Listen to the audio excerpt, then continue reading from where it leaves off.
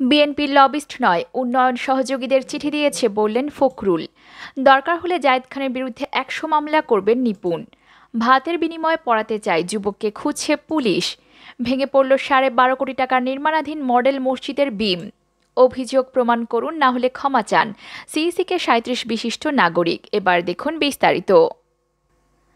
BNP lobbyist নয়, উন্নয়ন সহযোগীদের চিঠি দিয়েছে বললেন ফখরুল। যুক্তরাষ্ট্রের আরোপিত নিষেধাজ্ঞা প্রত্যাহারের সরকারের লবিস্ট নিয়োগে অর্থ ব্যয় নিয়ে প্রশ্ন তুলেছেন মির্জা ফখরুল ইসলাম আলমগীর। তিনি বলেন, বিএনপি লবিস্ট নয়, উন্নয়ন সহযোগীদের চিঠি দিয়েছে। বিএনপি লবিস্ট নিয়োগ করেছে বলে সরকারের কয়েকজন মন্ত্রীর এহেন অভিযোগ খণ্ডন করে মির্জা ফখরুল বলেন, আমার বিরুদ্ধে মিথ্যা অভিযোগ নিয়ে কথা বলেছেন সরকারের কয়েকজন মন্ত্রী। ফখরুল বলেন, যুক্তরাষ্ট্র কর্তৃক গৃহীত ব্যবস্থাকে ধামাচাপা দিয়ে কর্তৃত্ববাদী অবৈধ সরকার জনগণের করের টাকায় আমেরিকার লবিস্ট নিয়োগ করেছে, যা পররাষ্ট্রমন্ত্রীর বক্তব্যের মাধ্যমে তা স্বীকৃত। তার ভাষ্যমতে সরকারের ভাবমূর্তি পুনরুদ্ধারের জন্য তারা লবিস্ট নিয়োগ করেছে। খুন গুমের মতো অপরাধের সাথে জড়িত ব্যক্তির দায় কিংবা ব্যক্তির স্বেচ্ছাচারিতায় নিমজ্জিত প্রতিষ্ঠানের দায় রাষ্ট্র কিংবা সরকার কিভাবে জনগণের টাকায় ভাবমূর্তি রক্ষার নামে ব্যয় করে। বিএনপি মনে করে, জনগণের টাকায় লবিস্ট নিয়োগ করে সরকার মানবাধিকার লঙ্ঘনের মতো গুরুতর অপরাধে নিজেদের জড়িত থাকার বিষয়টি প্রমাণ করেছে। গুলশানে চেয়ারপারসনের কার্যালয়ের সংবাদ সম্মেলনে এসব কথা বলেন মির্জা ফখরুল বলেন, বিএনপি মনে করে সরকার জড়িত না থাকলে তা প্রমাণের জন্য তারা উক্ত ৭ কর্মকর্তাকে আইনের আওতায় এনে বিচারের ব্যবস্থা করত। খুন গুম গায়েবী মামলা দায়ের বন্ধ করে নির্দলীয় সরকারের হাতে ক্ষমতা হস্তান্তর করে গণতন্ত্র প্রতিষ্ঠার পথে হেঁটে সরকার পদত্যাগ করত। তিনি অভিযোগ করে বলেন, ২০০৫ সাল থেকে ২০০৭ সাল পর্যন্ত সজীব ওয়াজেদ জয়ের সংশ্লিষ্টতায় $৯০ লাখ খরচ করে লবিস্ট নিয়োগ করেছিল বিএনপি সরকারের বিরুদ্ধে, যার প্রমাণ মার্কিন যুক্তরাষ্ট্রের সরকারি ওয়েব পেজে আছে। বিএনপি জানতে চায়, সজীব ওয়াজেদ জয়ের ওই টাকার উৎস কী ছিল, কিভাবে ওই টাকা বাংলাদেশ থেকে আমেরিকায় গিয়েছিল। অপরদিকে দরকার হলে জায়েদ খানের বিরুদ্ধে ১০০ মামলা করবেন নিপুণ। জায়েদ খান ঘোষণা দিয়েছেন, তিনি চিত্রনায়িকা নিপুণকে প্রধান আসামি করে মামলা করবেন। মঙ্গলবার তার এই মামলা করার কথা রয়েছে। এদিকে জায়েদের এমন বক্তব্যে প্রথম আলোর পক্ষ থেকে নিপুণের সঙ্গে যোগাযোগ করা হলে তিনি বলেন, জায়েদ খান যদি আমাদের নামে মামলা করে তাহলে চলচ্চিত্রের স্বার্থে প্রয়োজনে আমি ওর বিরুদ্ধে ১০০ মামলা করব। চলচ্চিত্র শিল্পী সমিতির এবারে সৃষ্ট জটিলতায় এসব কথা বলেন তারা। নির্বাচন পরবর্তী সময় জায়েদ খানের বিরুদ্ধে অনিয়ম ও নির্বাচনে প্রভাব বিস্তারের অভিযোগে গত রোববার বিকেলে প্রেস ক্লাবে সংবাদ সম্মেলন করেন নিপুণ ও তার প্যানেলের অন্য সদস্যরা। সেখানে তিনি জায়েদ খানের সঙ্গে এক ব্যক্তির মেসেঞ্জার কথোপকথনের স্ক্রিনশট ফাঁস করেন। স্ক্রিনশটে দেখা যায়, জায়েদ শিল্পী সমিতি নির্বাচনে প্রভাব বিস্তার করতে কারো কাছে সাহায্য চাইছেন। এদিকে নাম প্রকাশ না করার শর্তে কাঞ্চন নিপুণ প্যানেলের একাধিক সদস্য জানালেন, জায়েদ খান একটি সংস্থার ঊর্ধ্বতন কর্মকর্তাদের সঙ্গে কথা বলেছেন। নিপুণ জানান, জায়েদ খানের কথোপকথনের এসব স্ক্রিনশট পুলিশের মহাপরিদর্শকের কাছেও পাঠিয়েছেন তিনি। জায়েদ খানের মামলা করার কথা তুলতে নিপুণ বলেন, আগে করতে দিন, তাহলে আপনি লিখে দিন, আমিও ১০০টি মামলা করব জায়েদ খানের নামে। তিনি এও বলেন, আমি মামলা করার মেয়ে নই। এখন জায়েদ খান যদি আমার নামে মামলা করে তাহলে চলচ্চিত্রের স্বার্থে ওর নামে ১০০ মামলাই করব এবং সেটি করার প্রস্তুতি নিচ্ছি। আপনি কোন প্রমাণের ভিত্তিতে তার নামে ১০০ মামলা করবেন? এমন প্রশ্নে নিপুণ বলেন, অনেক কিছুই প্রমাণ আছে, কিন্তু আমি এগুলো নিয়ে মামলা করতে চাইনি। যেহেতু সে করতে চাইছে, আমিও করব। জায়েদ খানের বিরুদ্ধে কবে মামলা করবেন জানতে চাইলে নিপুণ বলেন, আগে জায়েদ করে নিক, ওই স্টেপটা বাড়াক, তারপর আমি করব। ২৮শে জানুয়ারি বাংলাদেশ চলচ্চিত্র শিল্পী সমিতি নির্বাচনে সাধারণ সম্পাদক পদে জায়েদ খানের কাছে ১৩ ভোটে হেরে গেছেন নিপুণ। এই ফল মেনে নিচ্ছে না নিপুণ ও তার প্যানেলের প্রার্থীরা। তাদের অভিযোগ, নানাভাবে নির্বাচনকে প্রভাবিত করেছেন জায়েদ খান। শিল্পীদের টাকা দিয়ে ভোট কেনার ভিডিও সহ নির্বাচনে প্রভাবিত করার কিছু স্ক্রিনশট ফাঁস করে রোববার সংবাদ সম্মেলন করেন নিপুণরা। তার পরিপ্রেক্ষিতে সোমবার রাতে বিএফডিসিতে পাল্টা সংবাদ সম্মেলন ডাকেন জায়েদ খান।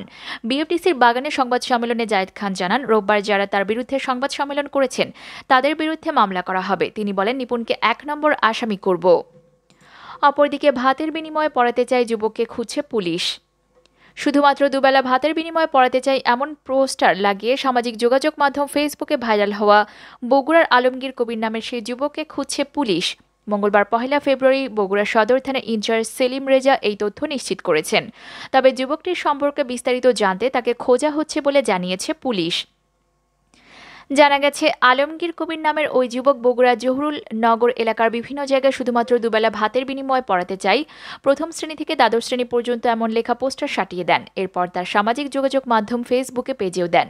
সেই পোস্টটি ভাইরাল হয়। অন্যদিকে দেশি মিডিয়া ছাড়াও তার পোস্ট নিয়ে আন্তর্জাতিক মিডিয়াতেও নিউজ করা হয়। সদর থানার ইনচার্জ সেলিম রেজা বলেন, বিষয়টি আমাদের নজরে আসার পর থেকে ওই যুবকের নম্বরে যোগাযোগের চেষ্টা করা হচ্ছে। ফোন নম্বরটি বন্ধ থাকায় তাকে পাওয়া যাচ্ছে না। তিনি আরও বলেন, ওর মতো তো আরও অসংখ্য বেকার যুবক আছে। ওর ঘটনাটি আসলে কি, সে যা বলেছে আসলে তার সত্যতা কতটুকু, এটাই আমরা খোঁজ নিতে চাই। তার প্রয়োজন পড়লে সহযোগিতা করা হবে। অপরদিকে ভেঙে পড়ল 12.5 কোটি টাকায় নির্মাণাধীন মডেল মসজিদের বিম। নেত্রকোনার বারহাট্টা উপজেলায় প্রায় 12.5 কোটি টাকা ব্যয়ের নির্মাণাধীন মডেল মসজিদের একটি গ্রেট বিম ও একটি পিলার ভেঙে গেছে। গত রোববার 30 জানুয়ারি সন্ধ্যায় আকস্মিকভাবেই এটি ভেঙে পড়ে বলে জানিয়েছেন স্থানীয়রা। ত্রুটিযুক্ত নির্মাণ কাজের জন্যই এমনটি হয়েছে বলে মনে করছেন তারা। তবে স্থানীয় গণপূর্ত বিভাগের ভাষ্য, এটি ভেঙে পড়েনি, নির্মাণ কাজের ত্রুটির কারণে ইচ্ছাকৃতভাবে ভেঙে ফেলা হয়েছে। গণপূর্ত অধিদপ্তরের তত্ত্বাবধানে বারহাট্টা উপজেলা সদরের পরিত্যক্ত আদালত ভবন এলাকায় মডেল মসজিদটি নির্মাণ করা হচ্ছে। এর নির্মাণ ব্যয় ধরা হয়েছে 12,42,93,000 টাকা। যৌথভাবে নির্মাণ কাজ বাস্তবায়ন করছে স্টারলাইট সার্ভিসেস লিমিটেড ও মেসার্স নাইমা এন্টারপ্রাইজ নামের 2 ঠিকাদার প্রতিষ্ঠান। স্থানীয়রা আরটিভি নিউজকে জানিয়েছেন, রোববার সন্ধ্যা 7টার দিকে হঠাৎ বিকট শব্দে নির্মাণাধীন মসজিদের 3 তলায় একটি বিম ও একটি পিলার ভেঙে যায়। শব্দ পেয়ে অনেকেই সেখানে গিয়ে উপস্থিত হন। উপজেলা আওয়ামী লীগের সহদপ্তর সম্পাদক শহীদুর রহমান বলেন, আমি গিয়ে দেখি মসজিদের উপরে ওঠার রাস্তাটি বিভিন্ন নির্মাণ সামগ্রী দিয়ে বন্ধ করে রাখা হয়েছে। পরে শ্রমিকদের দিয়ে সেগুলো সরিয়ে ওপরে উঠে ভেঙে যাওয়া অংশটি দেখতে পাই। নির্মাণ কাজে অনিয়ম এবং ত্রুটির কারণে এটি ভেঙেছে উল্লেখ করে শহীদুর বলেন, মসজিদ নির্মাণে অনেক অনিয়ম হচ্ছে। রড কম দেওয়া হচ্ছে, ঢালাইয়ের পর পর্যাপ্ত পানি দেওয়া হচ্ছে না, সিমেন্টের তুলনায় বালু ও সুরকির পরিমাণ বেশি। বারহাট্টা উপজেলা দুর্নীতি প্রতিরোধ কমিটির সভাপতি মুক্তিযোদ্ধা মোহাম্মদ নুরুদ্দিন বলেন, রাতের আধারে ভেঙে যাওয়া বিমটি গুঁড়িয়ে ফেলেছে ঠিকাদারের লোকেরা। মসজিদটি নির্মাণ কাজে ব্যাপক ত্রুটি দেখা যাচ্ছে। বারহাট্টার উপজেলা নির্বাহী কর্মকর্তা এএসএম মাজহারুল ইসলাম সোমবার সকালে মসজিদের ভেঙে যাওয়া অংশটি পরিদর্শন করেছেন। বিষয়টি জানার পর জেলা প্রশাসক কাজী মোহাম্মদ আব্দুর রহমান ইউএনকে প্রধান করে 3 সদস্যের একটি তদন্ত কমিটি করে 7 দিনের মধ্যে তদন্ত প্রতিবেদন চেয়েছেন। অপরদিকে অভিযোগ প্রমাণ করুন, না হলে ক্ষমা চান সিইসিকে 37 বিশিষ্ট নাগরিক। প্রধান নির্বাচন commissioner CEC K M Nurul Huda সুশাসনের জন্য নাগরিকের সম্পাদক বদিউল আলম মজুমদারের বিরুদ্ধে 1 কোটি টাকার অনিয়মের যে অভিযোগ করেছেন তা প্রমাণ করতে বলেছেন 37 বিশিষ্ট নাগরিক। একই সঙ্গে এটিকে বিদেশমূলক উল্লেখ করে আগামী 1 সপ্তাহের মধ্যে অভিযোগ প্রমাণে ব্যর্থ হলে সিইসিকে জাতির কাছে প্রকাশ্যে ক্ষমা চাওয়ার আহ্বান জানিয়েছেন তারা। গণমাধ্যমে পাঠানো এক বিবৃতিতে এই আহ্বান জানান 37 বিশিষ্ট নাগরিক। বিবৃতিতে বলা হয়, 27 জানুয়ারি এক অনুষ্ঠানে প্রধান নির্বাচন কমিশনার কে এম নুরুল হুদা সুজনের সম্পাদক বদিউল আলম মজুমদার বিরুদ্ধে 1 কোটি টাকার অনিয়মের অভিযোগ সহ কিছু ভিত্তিহীন, অশালীন ও বিদেশমূলক বক্তব্য দিয়েছেন। বদিউল আলম মজুমদার ইতোমধ্যে ওই বক্তব্যকে বানোয়াট ও উদ্দেশ্য প্রণোদিত বলে আখ্যায়িত করে এসব অভিযোগের প্রমাণ দেওয়ার জন্য চ্যালেঞ্জ জানিয়েছেন।